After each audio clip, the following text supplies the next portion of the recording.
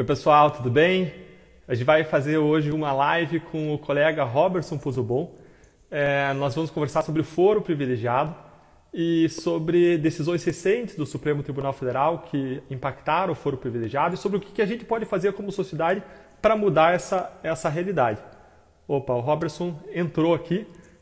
Vamos aguardar ver se ele consegue mandar aqui o convite para conversar conosco.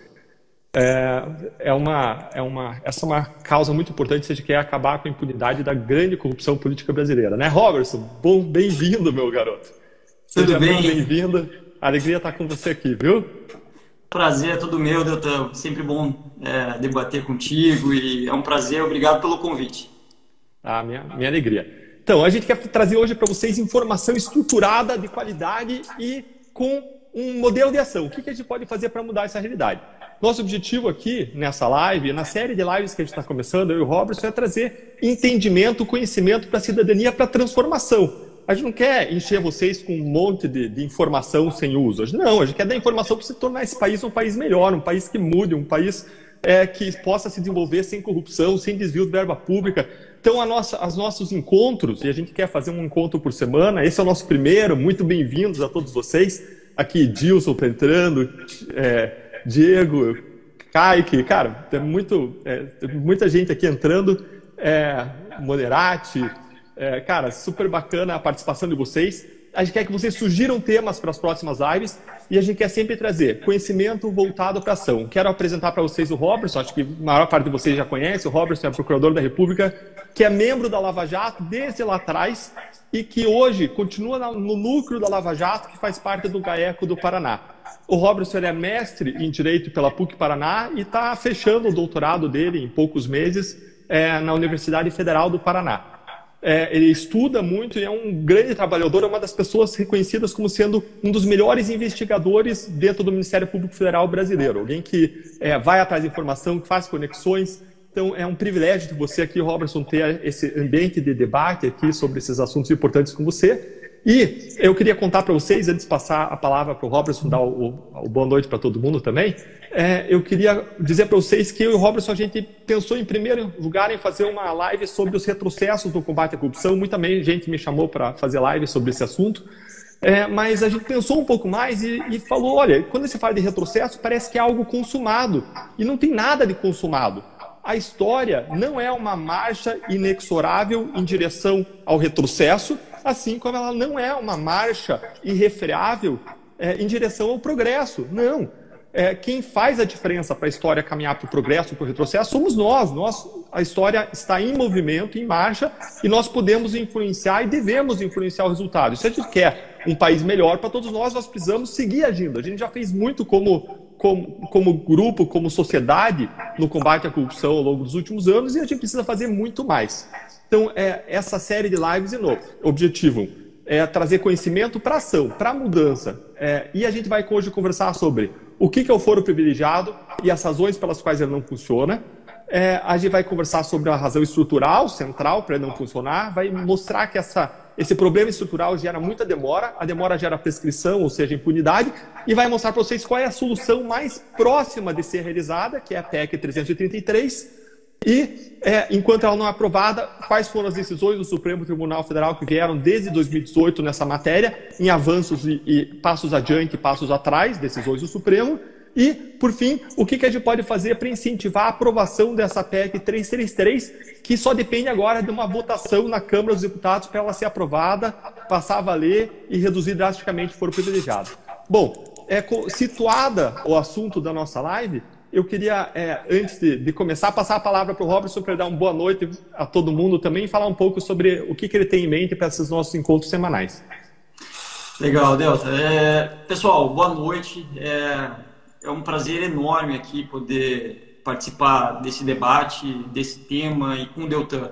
Eu tenho o Deltan como referência na causa anticorrupção, no Ministério Público, como profissional. Aprendi muito e ainda aprendo muito com ele. É um servidor público na acepção mais pura do termo. Ele serve a sociedade nos tempos livres, ele se dedica, estuda. E é um pouco disso que a gente gostaria de fazer aqui nesse foro, né? como o Deltan disse, a gente tem que tomar uma postura otimista, proativa em relação à causa anticorrupção. Porque, com toda certeza, o pessimismo ou o conformismo não vai nos levar a nada. Na melhor das hipóteses, nos deixaria parado, mas na hipótese mais realista, no meu ponto de vista, nos faria retroceder. E é por isso que a gente não quer falar em retrocessos, embora existam alguns, né? A gente quer falar em obstáculos. Por quê? Porque não existe nenhum retrocesso que não possa, em relação ao qual a gente não possa avançar novamente. Então, obstáculos traz a ideia de desafio. Então, eu acho que para nós que nos dedicamos a pensar, a problematizar uma causa como essa, a causa de corrupção, a gente tem que pensar em obstáculos que são transponíveis, a gente consegue passar por eles. Alguns são muito difíceis, alguns nos surpreendem da noite para o dia, e isso é um pouco, assim, traz muitas vezes frustração, porque às vezes na luta anticorrupção as regras são alteradas assim da noite para o dia. Então você estava jogando, né, atuando dentro de uma regra do jogo no processo penal, e às vezes ela muda e altera o passado, né? Isso não é legal, isso não traz segurança jurídica e, lógico, enfim, a gente observa isso e gostaríamos de refletir com vocês sobre todos esses temas. O Deltan, ele mencionou também a questão da gente querer ter o feedback de vocês e sugestões de temas. Um tema que a gente reputa assim, essencial e por isso a gente elencou ele como primeiro, até porque é um tema que está muito atrelado à ideia de república, de igualdade dos cidadãos perante a lei, é o foro privilegiado, né? E como vocês vão ver aqui, não tem mais razão de ser para um foro privilegiado para mais de 58 mil pessoas no Brasil. Isso não tem fundo algum de justificativa ou razão para assim ser. Mas então, Deltan, seriam essas minhas considerações iniciais aí. Legal, Robertson, obrigado, viu? Como o Robertson colocou, o foro privilegiado hoje atinge mais de 58 mil pessoas. Mais de 58 mil pessoas, como eu, o Robertson, que só podemos ser julgadas em tribunais. E quando você pensa na razão de existir do foro privilegiado, a ideia dele foi trazer uma certa proteção para certos cargos, a fim de proteger a estabilidade política e econômica de um país. Foi trazer uma isenção para julgamentos quando lá atrás ele foi criado numa época em que existia a influência de coronéis sobre julgamentos. Então, a realidade mudou e hoje a estabilidade econômica e política do país não depende de juízes e promotores, não depende em geral das autoridades que têm foro privilegiado. Então ele não tem mais razão de existir. A razão pela qual ele existiu não existe mais, pelo menos não nessa extensão. Basta a gente ver o que acontece em outros países. Olha só, Estados Unidos, Inglaterra, Suíça, Holanda e Alemanha não tem foro privilegiado para ninguém para crimes comuns. Para crimes como homicídio, corrupção, o que for, não tem foro privilegiado nesses países. Na França, só o presidente e os membros do primeiro escalão do governo. Na Itália, só o presidente da República. E vejam que aqui a gente tem para mais de 58 mil pessoas. Isso é absurdo. É um absurdo em termos de desigualdade não justificada perante a lei e quebra até mesmo a ideia republicana. A ideia republicana é a ideia que você não ia mais ter um imperador, casta de nobres e de vassalos. E quando você tem um privilégio injustificado, é como se você tivesse duas classes de cidadãos, o que é incompatível com a ideia republicana, com aquilo que as pessoas chamam de princípio republicano. E, além de ele ser muito extenso, ele prejudica a justiça, ele gera impunidade. E por que ele gera impunidade? Ele gera impunidade, vamos colocar assim, talvez a principal razão pela qual o foro privilegiado não funciona é uma razão estrutural. Eu vou passar agora a bola para o Robertson seguir, explicando qual é a razão estrutural, o que acontece que faz com que os julgamentos não andem, introduzindo a questão da demora do julgamento. E aí a gente vai batendo essa bola. Eu queria agradecer as várias mensagens de apoio que a gente tem recebido das pessoas aqui na live. Quero agradecer o apoio de vocês, o carinho, o cuidado, o incentivo, as mensagens de força, de ânimo para que ninguém desista. É isso aí mesmo, 58 mil pessoas, isso é um absurdo, é verdade, é o que existe no Brasil. Robertson, tá com você. Qual é a causa do foro privilegiado ser disfuncional? E qual nos dá aí uns exemplos da demora, do que acontece lá. Legal. Só para especificar a questão desse número 58, ele está distribuído tanto no foro privilegiado da esfera federal quanto da estadual. Então, na esfera federal tem cerca de 38, 40 mil agentes públicos e políticos com foro privilegiado. e nas esferas estaduais o restante. Então a gente está falando de um montante muito expressivo de pessoas que não respondem como um cidadão comum por crimes praticados. Não pode ser, e aí tem um detalhe importante em tudo isso, não só não pode ser julgado por um juiz em primeiro grau e depois por um tribunal em segundo grau, ele não pode nem sequer ser investigado pelos fatos criminosos que praticou. O foro privilegiado não é um foro só para julgamento, é também um foro para investigação, pessoal. Então, veja um absurdo, essas pessoas acabam sendo, muitas vezes, tendo uma vantagem porque elas se deparam com a agenda dos tribunais. E é aí que a gente insere essa questão que o Deltan mencionou, que é uma questão estrutural. Pessoal, olha só, vocês podem ter certeza, o Supremo Tribunal Federal, o STJ, os tribunais de justiça, os tribunais regionais federais, eles não foram estruturados para serem tribunais penais. O Supremo Tribunal Federal é uma corte constitucional, a corte mais alta do Brasil, e deveria dedicar seu tempo, sobretudo, para isso, ou exclusivamente para isso, como é na maioria dos países, nas democracias consolidadas do mundo. Acontece que, perante o Supremo, só vamos usar o caso do Supremo, 860 pessoas respondem por crimes perante o Supremo. Então, o que a gente faz quando estabelece um foro privilegiado para essas 860 pessoas é criar um funil de 11, ou às vezes um funil até menor. De 11 ministros, né? Essas 800 e poucas pessoas têm que passar por 11 ministros. E para dar um parâmetro para as pessoas sobre o quanto que o nosso Supremo Tribunal Federal é sobrecarregado, vejam que na Suprema Corte norte-americana, a Suprema Corte norte-americana julga cerca de 100 a 150 casos por ano. Enquanto a nossa Suprema Corte chegou a julgar em 2019 mais de 16 mil casos de forma colegiada. Ou seja, uma Suprema Corte julga 100 casos, a nossa 16 mil casos. E se você quisesse ter um julgamento razoável, teria que ser cerca de 100 casos para as pessoas poderem, para os ministros poderem dedicar a sua atenção. E só de pessoas investigadas lá, o Robertson está falando que existem mais de 800. Ou seja, não tem como funcionar, né, Robertson? Não, é impossível. Você coloca uma peneira da agenda, assim, mesmo que os ministros do Supremo, assim, vamos criar o cenário hipotético deles trabalharem 24 horas por dia com suas equipes, o que não existe. Mas se trabalhassem, ainda assim seria insuficiente para conseguir imprimir a velocidade que investigações complexas de colarinho branco, de corrupção exigem, para conseguir julgar a contento, no tempo certo, todas essas ações. Eu queria relembrar qual que é o caso mais famoso que o Supremo julgou de foro privilegiado. Todos aqui vão lembrar, é o caso Mensalão, né? Esse caso, vou trazer alguns números aqui para vocês terem uma ideia do tamanho do problema. Foi um caso que a denúncia foi proposta em 2006. 38 réus. Um caso a gente está falando, uma ação penal. Incluindo 3 ministros de Estado e 11 parlamentares. A instrução desse processo se alongou de 2006 até 2012. E o julgamento desse caso, do caso Mensalão, ele se estendeu de agosto de 2012 até dezembro de 2012, ocupando 4 meses e tanto do plenário integralmente, o que totalizou... Para um caso. O que integralizou 53 sessões do Supremo Tribunal Federal. Ou seja, por 53 sessões, o Supremo não foi uma corte constitucional. O Supremo foi uma corte penal. E isso está errado.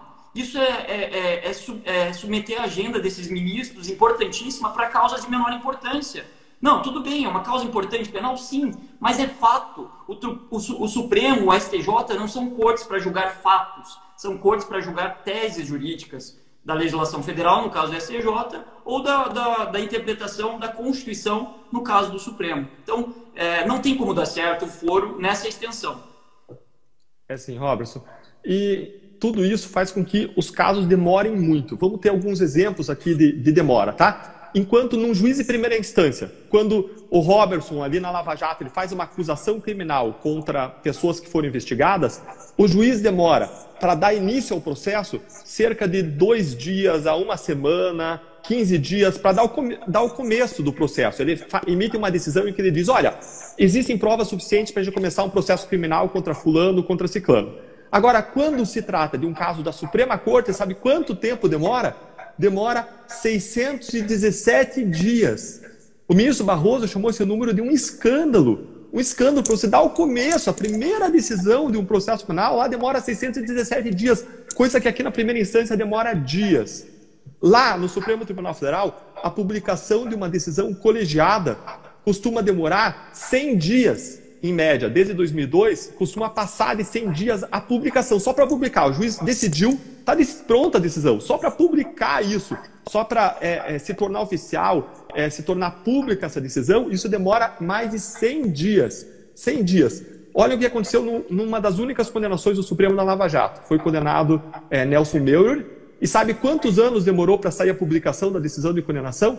Cerca de 11 meses. Quase um ano, gente, para publicar o que já estava decidido. E quando publica, aí que vai caber recursos como embargos de declaração e outros recursos que podem ser apresentados. Os ministros demoram muito tempo para rever os seus votos, depois de emitidos os votos no plenário, para escrever votos quando a pessoa deu o voto oralmente. Isso tudo toma tempo. Para acabar com isso e reduzir o prazo de publicação, lá em 2014 saiu uma resolução do Supremo para que esse prazo fosse diminuído, mas essa resolução ela não foi para a realidade, ela ficou só no papel, ela não se tornou prática. Nós temos ainda simples burocracias de remessa das investigações para a primeira instância. Quanto tempo vocês acham que demora? Digamos lá que o Supremo Tribunal Federal diz assim, olha, como disse, o caso do Eduardo Paes não é mais o Supremo, tem que ser mandado para o Rio de Janeiro. Quanto tempo demora? Bom, hoje os processos são eletrônicos, você poderia fazer isso com e-mail. Quanto tempo você acha que demora? Um dia? 5 dias? Uma semana?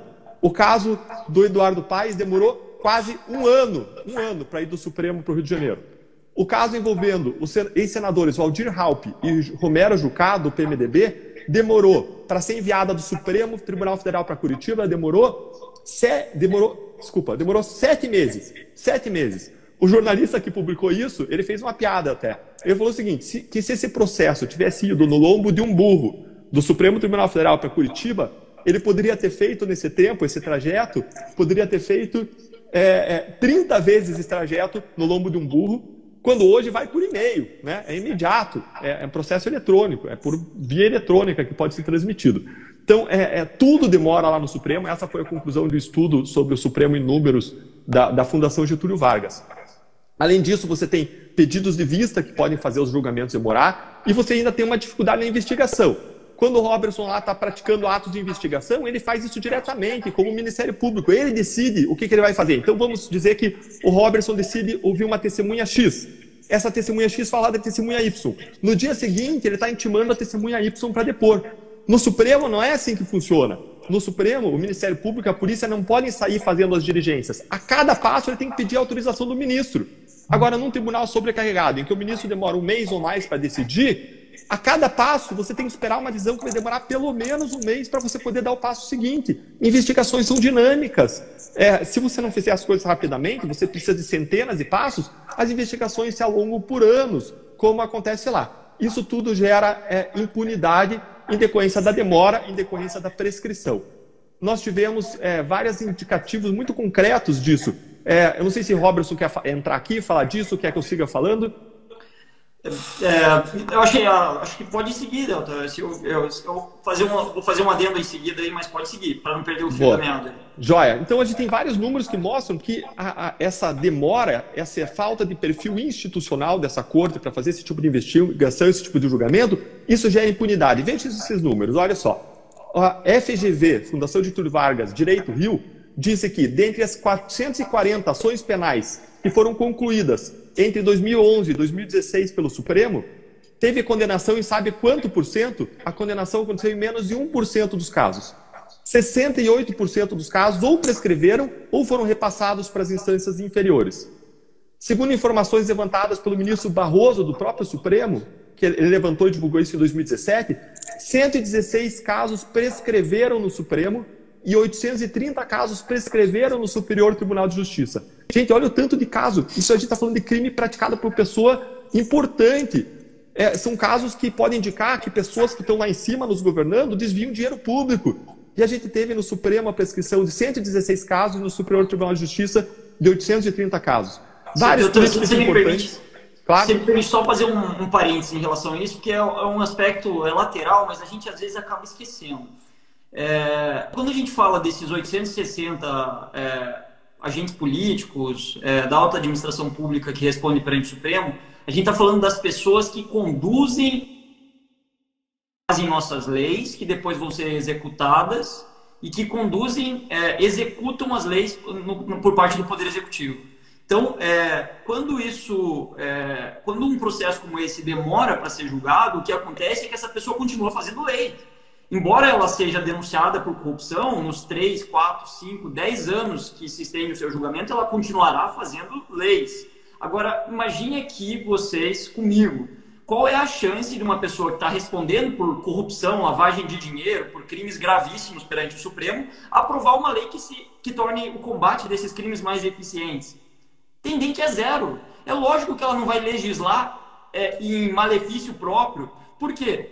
Porque vai afetar ela diretamente. Então você tem um conflito de interesses que fica claro quando você tem um processo que demora muito e deveria ser julgado rápido e um agente que permanece no foro. Aí ainda tem uma situação mais esdrúxula que vocês podem ter visto em alguns casos. Vocês já viram os parlamentares que passam o dia no Congresso e a noite na prisão? Eu não consigo entender esses casos. Sinceramente, como pode, no Brasil, ser autorizado que um parlamentar preso vá legislar, vá exercer o seu cargo? Isso não está certo. Então, assim, é lógico, o foro privilegiado tem suas funções de existir, mas, assim, talvez para a linha sucessória da presidência da República, como uma exceção da exceção da exceção. Só essa consideração, essa parte aí, Deltan. Excelente, você tem toda a razão. Tem gente que é investigada por vender lei, por se corromper, por vender a sua função pública e está lá, exercendo a função pública das mais relevantes do país. Isso não pode, isso é incompatível. E nós tivemos vários casos conhecidos que terminaram em prescrição. Casos como o caso envolvendo Jader Barbalho, Paulo Maluf, José Sarney, Fernando Collor, José Serra, Eliseu Padilha, prescreveram, caso envolvendo essas pessoas. Vou dar um exemplo, tá? Ação penal 461 contra Paulo Maluf. Prescreveu em 2015 no Supremo Tribunal Federal, depois de ficar 8 anos sem avançar. 8 anos. Teve vários casos em que o Supremo chegou a condenar a pessoa para em seguida reconhecer a impunidade e a prescrição. A primeira condenação do Supremo, sabe quando aconteceu? A primeira condenação do Supremo aconteceu só em 2010. Só em 2010. E a primeira vez que o Supremo mandou prender alguém aconteceu em 2013. Foi o deputado, então, ex-deputado Nathan Donadon, que foi determinada a sua prisão.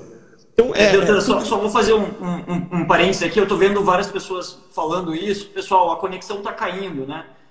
Então, aqueles que porventura estejam com a conexão caindo ou interrompendo muito a transmissão, depois a gente vai deixar salva a live lá nos vídeos, tanto do Instagram quanto do Facebook. Então, quem não puder, tiver com a transmissão muito ruim, depois a gente coloca lá para ver com mais calma.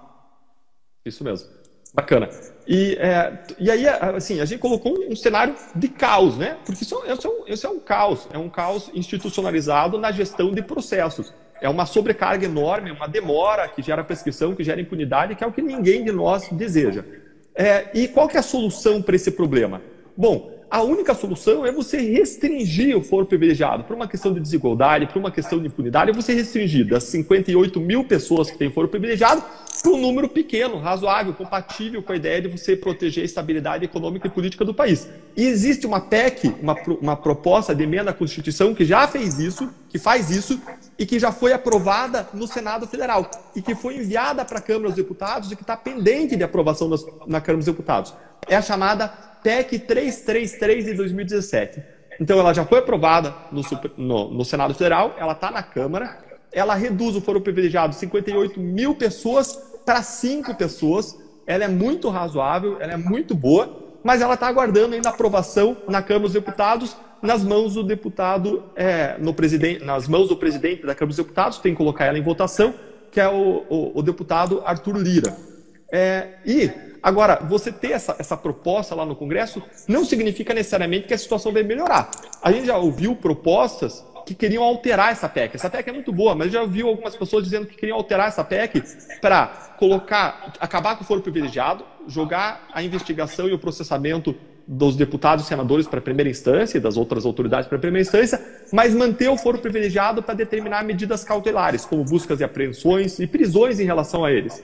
Isso daria para as autoridades com foro privilegiado o melhor dos dois mundos. Por quê? Porque aí ele vai ter toda a demora do sistema recursal até a última instância, da primeira à última instância, para buscar a prescrição, e ele vai ter as decisões mais sensíveis relativas à prisão, busca e apreensão, etc., sendo determinadas diretamente pelos tribunais, onde as coisas demoram mais e onde as investigações demoram mais para acontecer do que na primeira instância.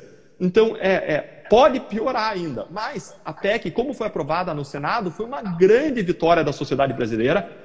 A gente tem que reconhecer, o Senado deu um grande passo aí, e agora tudo depende da Câmara dos Deputados. Nós acreditamos que pode sim, com o envolvimento da sociedade, passar um ato muito bom aí, uma restrição do foro privilegiado. Se a Câmara simplesmente referendar o que o Senado fez, será um imenso avanço para o país. Agora, nesse meio tempo, enquanto não sai essa decisão, o Supremo Tribunal Federal foi enfrentando esse tema desde 2018. Roberto, você quer contar para o pessoal como que o Supremo veio enfrentando isso desde 2018, fazendo aí um avanço significativo em 2018, e depois algumas decisões criaram alguns riscos? Claro, assim, em 2018 teve uma decisão que foi um divisor de águas no foro privilegiado, foi realmente um grande avanço de um obstáculo que até então parecia intransponível, que era o foro privilegiado. O Supremo Tribunal Federal, por maioria absoluta, ou seja, todos os ministros do Supremo votaram para restringir o foro privilegiado apenas para crimes praticados no ofício ou crimes decorrentes do exercício do cargo. Isso restringiu o foro, tornando ele, a extensão dele muito menor do que se tinha antes. Vários processos foram declinados, né, se espraiaram pelo Brasil todo em decorrência da adoção desse critério. Ou seja, o critério o crime foi praticado pelo agente político ou pelo funcionário público no exercício do cargo? Tem alguma relação com o cargo esse crime? Tem. Então permanece, enquanto ele estiver no exercício do cargo, o foro privilegiado. Se não tiver nada a ver com o cargo, como por exemplo a gente tinha casos de violência doméstica sendo julgados pelo Supremo Tribunal Federal, gente. Casos de crimes violentos, crimes de tentativa de homicídio julgados pelos tribunais pelo Brasil afora, o que não faz sentido nenhum. Você não está protegendo o cargo quando você estende o foro privilegiado para circunstâncias como essa. Você está protegendo a pessoa e está protegendo ela indevidamente. Você está trazendo uma barreira para ela não ser responsabilizada. Então, o Supremo acertou muito, deu um passo muito bom em 2018 quando restringiu o foro. Agora, recentemente, a gente teve uma releitura daquele voto que foi feito em 2018, ou talvez uma especificação do voto que foi feito em 2018 no que tange os chamados cargos cruzados ou mandatos cruzados. O que é isso aí? É quando, por exemplo, havia uma investigação ou um processo por um deputado federal, por exemplo, por um crime praticado no exercício do seu cargo. E no período eleitoral ele deixa de ser deputado federal e se torna senador da República, por exemplo. Então, de acordo com o critério que vinha a ser adotado, feito isso, não está mais um crime, não se trata mais de um crime do exercício do cargo, porque o cargo dele era de deputado e agora ele se tornou senador. Então, o processo deveria seguir para as instâncias de primeiro grau, ordinárias. Mas o Supremo mudou esse entendimento agora, nesse mês, na semana passada, e talvez o Deltan quer falar um pouquinho mais sobre essa decisão dos mandatos cruzados. Quero sim. Então, resumindo o que o Robertson disse, em 2018 o Supremo deu uma decisão histórica muito positiva. Ele não pode mudar completamente a Constituição, mas o que ele fez? Dentro da interpretação que lhe cabe, ele disse, olha, a Constituição dá foro privilegiado para as autoridades, mas não faz sentido, dentro do espírito do foro privilegiado, que esse foro privilegiado alcance crimes não relacionados ao cargo, como um acidente de trânsito, e não faz sentido que esse foro privilegiado seja mantido quando a pessoa já saiu do cargo. Isso que o Robertson disse, de modo sumário. Aí o Robertson também complementou que depois o Supremo disse que mesmo que se a pessoa renovar o seu cargo, ele era deputado, e se reeleger deputado, ele continua com o foro privilegiado. O Supremo depois veio e decidiu isso em 2020. Ou seja, ele deu uma pequena extensão do foro privilegiado para quando a pessoa se mantém no cargo, é reeleito para o mesmo cargo. Mas agora, há uma semana, e esse foi o motivo que nos fez fazer essa live sobre esse tema, o Supremo Tribunal Federal estendeu um pouco mais ainda a regra do foro privilegiado, que ele tinha antes restrito, dizendo o seguinte, olha, se a pessoa se reeleger, mas não for para exatamente o mesmo cargo, mas for para outro cargo, se ele era deputado e se tornar senador, ou era senador e se tornar deputado, como ele continua com o foro privilegiado perante o Supremo, nos dois casos, a gente vai manter o foro privilegiado dele mesmo para os crimes praticados no mandato anterior. Isso é ruim, é uma nova, digamos, pequena ampliação do foro privilegiado. Agora, o pior não é isso. O pior é que vários casos lá em 2018 que se enquadravam nessa situação desceram para a primeira instância. Então, se a pessoa tinha sido reeleita senadora, era deputada e foi eleita senadora, ou era senadora e foi eleita deputado, Vários desses casos, depois daquela decisão de 2018, foram mandados para a primeira instância, e desde 2018 até 2021, temos aí 3 anos, as autoridades foram trabalhando no caso. Só que aí o Supremo agora vem e coloca um entendimento diferente. E o que acontece? Adivinhe, todo esse período de investigações é anulado, tudo vai água abaixo, porque o juiz que estava supervisionando a investigação era incompetente, a investigação estava sendo conduzida num lugar, segundo um novo entendimento, equivocado. Mas isso quebra a segurança jurídica completamente. Por quê? Porque as autoridades estavam trabalhando de acordo com a regra estabelecida lá em 2018, de acordo com a regra existente, ninguém estava violando nenhuma regra. Só que agora tem uma mudança de entendimento, isso se aplica para o passado, essa é uma coisa ruim, e isso gera a perspectiva de anulação de vários casos investigando as pessoas poderosas, as mais poderosas do país, e um período de 3 anos de investigação, que é muito significativo, que vai gerar a demora dos processos, a demora das investigações, se não mesmo a prescrição e a impunidade. O que seria o ideal que o Supremo fizesse? Sempre que ele estabelece uma nova regra, interpretando o direito, estabelece uma nova regra, que ele dissesse, olha, isso vale para o futuro, e os casos do passado não devem ser anulados. Isso é o ideal, é o que nós gostaríamos que o Supremo Tribunal Federal fizesse, mas ele não tem feito isso até agora, o que gera uma insegurança jurídica e um risco de anulação dos casos. Só para complementar, eu gosto de pensar nesses casos em que você... Sabe aquele brinquedo que tem, que é uma mesa com um disco e cada um de um lado fica tentando bater até que esse disco entre no lado oposto do adversário? Quando você cria foros e critérios diversos e faz um processo penal ou uma investigação ficar tramitando do Supremo para o STJ, para o primeiro grau, para o Supremo, para o STJ, às vezes até a prescrição, o que você faz é jogar esse joguinho, uma espécie lá de semelhar ao pinball também. Então, não é legal jogar pinball com a justiça penal. Então, a gente tem que ter critérios claros de competência e esses critérios devem ser seguidos do início ao fim. As regras do jogo, saber como o agente público deve se pautar para observar as regras do jogo e ter segurança jurídica é fundamental numa democracia. Do contrário, quem é favorecido, e não por ter a razão, mas por conseguir manipular o tempo, são os próprios réus, os investigados. E tem um outro detalhe, essa figura de estender o foro privilegiado ou de manter o foro privilegiado nessa dimensão, ela acaba criando uma distorção, que a gente pode chamar talvez de foro de conveniência. E o que acontece? Tem alguns parlamentares que estão respondendo por ações ou por investigações no Supremo que temem responder, às vezes, na justiça comum, em primeiro grau, etc.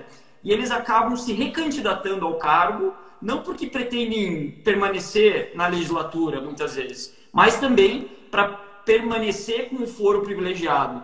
Então, aquele efeito de manter um réu investigado, uma pessoa diretamente interessada em não aperfeiçoar a legislação anticorrupção, acaba se proteindo, às vezes, por mais de um mandato. E esse foro privilegiado cruzado acaba gerando esse efeito, inclusive quando ele migra de uma casa legislativa para outra na esfera federal. Então, quando ele pode estar representando um estado da federação no Senado e depois passar a representar a população desse estado na Câmara, mas ele vai manter o seu processo no Supremo, mesmo que não tenha nada relacionado diretamente o crime não tenha nenhuma relação direta com o seu mandato atual. Então, foi nesse sentido que o Barroso falou.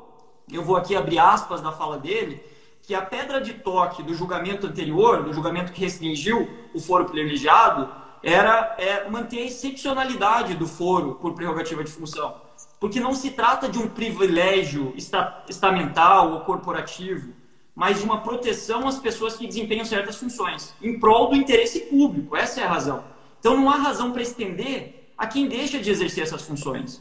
Não faz sentido, porque a razão que justificava aquele foro privilegiado deixa de existir. O foro por prerrogativa de função ou privilegiado, ele não é um benefício pessoal, ele é um benefício do cargo. E assim deveria se manter enquanto no cargo, no mínimo, na situação atual. Preferencialmente restringindo ele para os 5 ou 6 agentes públicos na linha sucessória da presidência, como o Deltan mencionou anteriormente.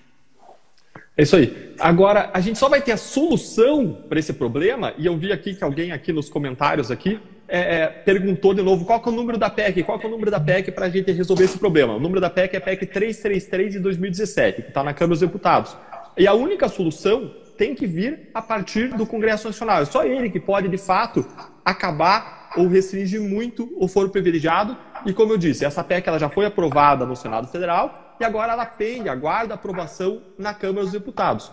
E como a gente disse no começo dessa live, O nosso objetivo aqui é trazer conhecimento para a formação de cidadania, para a transformação. A gente não quer empilhar um monte de informação e jogar em cima de vocês. Não, a gente quer trazer conhecimento para que vocês exerçam a cidadania, para que mude o nosso país. É o país em que eu, em que o Robertson vivemos, com as nossas famílias, em que vocês vivem. Nós queremos viver num país melhor, num país em que a justiça funcione, em que as pessoas que praticam corrupção sejam extraídas da vida pública, para que elas não sigam governando de modo enviesado, de modo incorreto, o nosso país, governando em prol de interesses privados, em prol do seu bolso, e não em prol de toda a sociedade brasileira.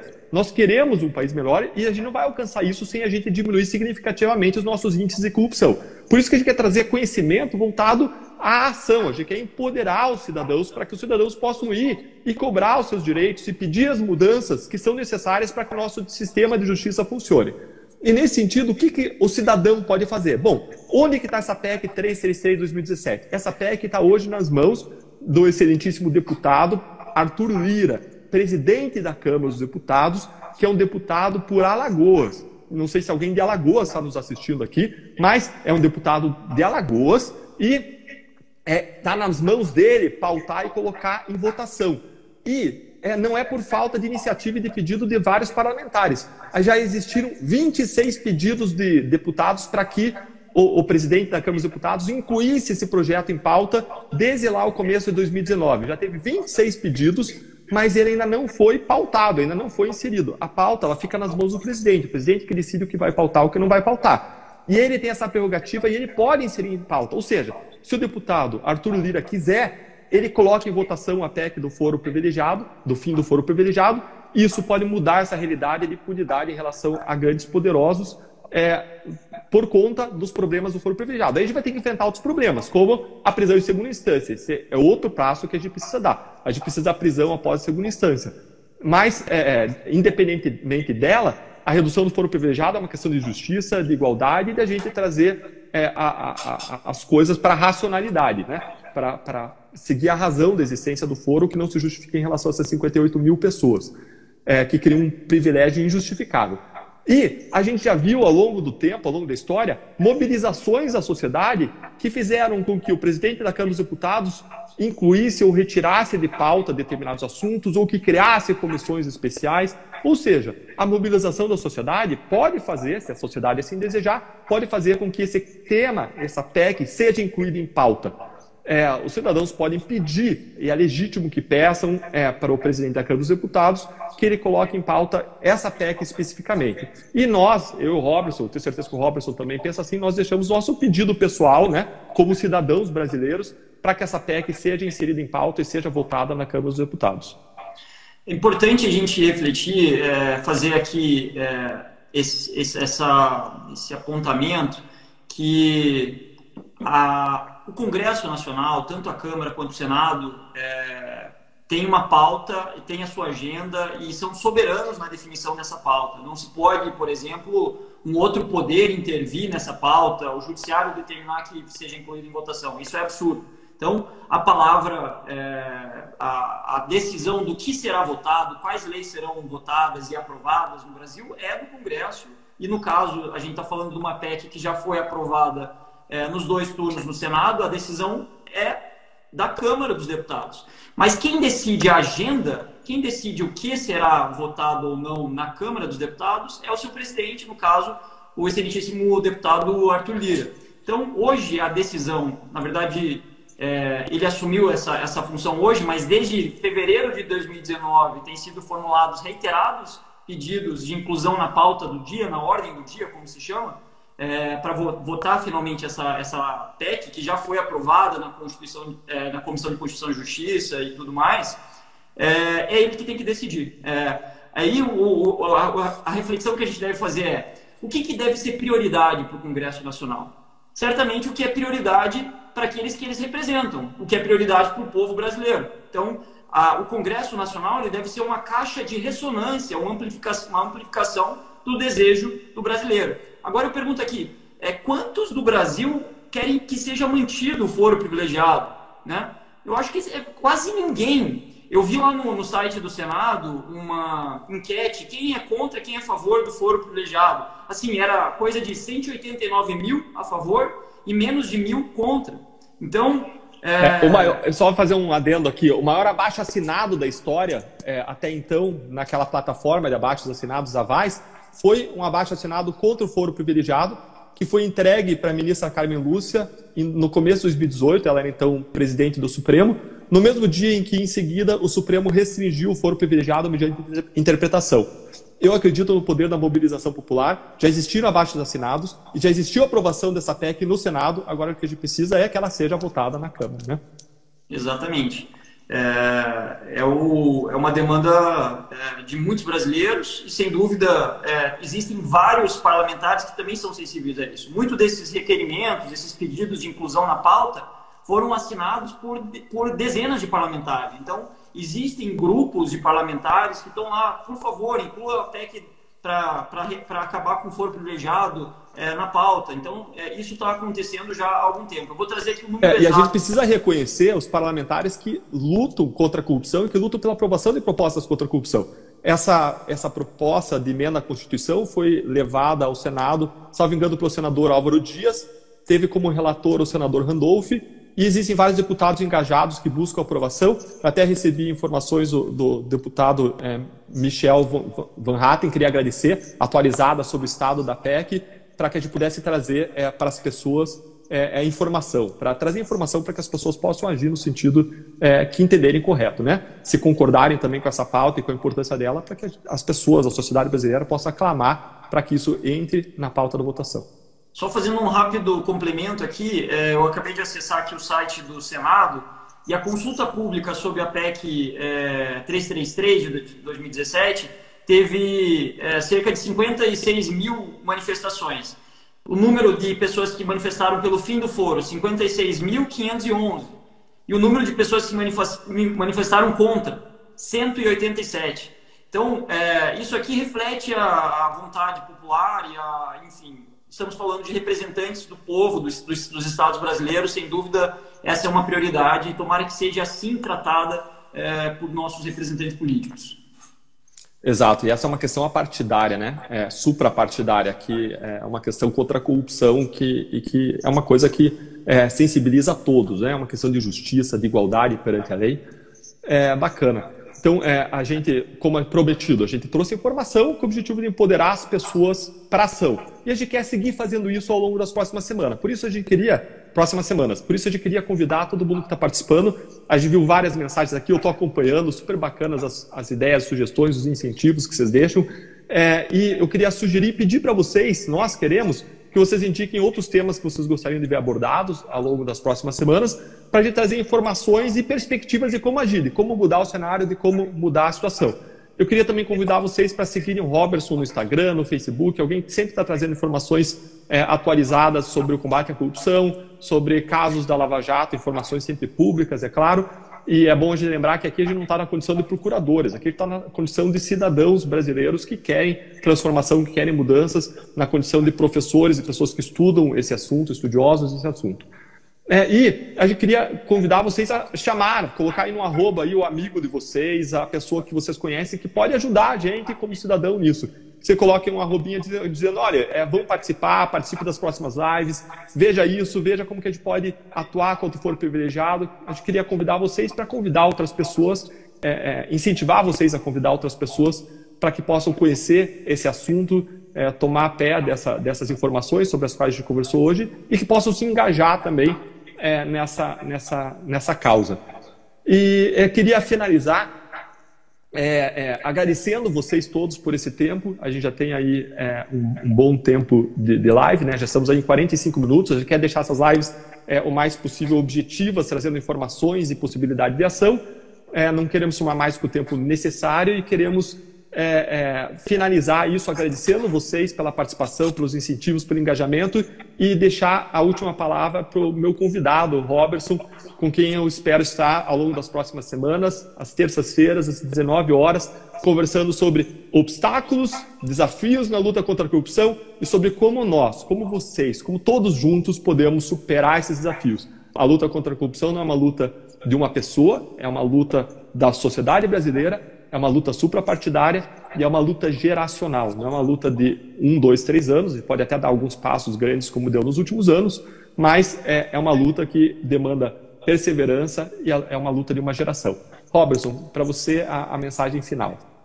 Poxa, fico honrado, Deltan, e mais uma vez agradeço pelo convite, pela oportunidade. É muito bom debater contigo e com todos aqui esses temas. Eu queria agradecer também a todas as mensagens aqui, eu vou passando o olho e vendo várias mensagens de incentivo. Pessoal, essa é uma luta na qual a gente, sem dúvida, deve estar juntos, porque pessoas isoladas não fazem a diferença num problema sistêmico e estrutural como a corrupção que hoje existe no Brasil. Não, por melhor que ela seja intencionada, uma pessoa só ou poucas pessoas não vão conseguir enfrentar esse problema de forma adequada, de forma sustentável, de forma que se tenha avanços e se consiga consolidar esses avanços, né? Tão importante quanto avançar nessa luta contra a corrupção, diminuir esse problema que tanto prejudica o nosso país, é consolidar esses avanços. E hoje existem, infelizmente, uma série de avanços dos últimos anos que estão em risco, né? Com a luzinha vermelha piscando. Então, vai depender muito de nós, de mostrar assim, absurdos que querem fazer e problematizar isso e tentar consolidar esses avanços para que a gente consiga avançar depois novamente. Então, eu acho que é muito bacana a gente pensar, é muito bom se a gente puder pensar junto nos próximos temas das lives. Na próxima terça-feira, no mesmo horário, vamos fazer outra. Talvez, eu não sei, eu sei que no Twitter é possível fazer uma enquete de temas. A gente poderia, a partir das próximas mensagens, aí, colher algumas sugestões e fazer uma enquete de quais vocês preferem. É uma sugestão, não sei se no Instagram, no Facebook dá para fazer também, mas seria uma ideia. Enfim, a gente quer participar. E se vocês puderem trazer mais pessoas que também acreditam nessa causa, que por mais que estejam cansados, com às vezes injustiças flagrantes, também acreditam e querem buscar um país melhor, manifestando sua opinião, buscando fazer articulações para consolidar esses avanços, recomendem eles, indiquem um vídeo aí, vamos seguir juntos nessa caminhada, vencendo um obstáculo de cada vez, sem pressa, mas com segurança, serenidade. Uma boa noite para todos. Deltan, mais uma vez, obrigado e sigamos juntos aí. Que agradeço. Valeu, Robertson. Um grande abraço a todos. Excelente resto de semana para todos aí. Grande abraço.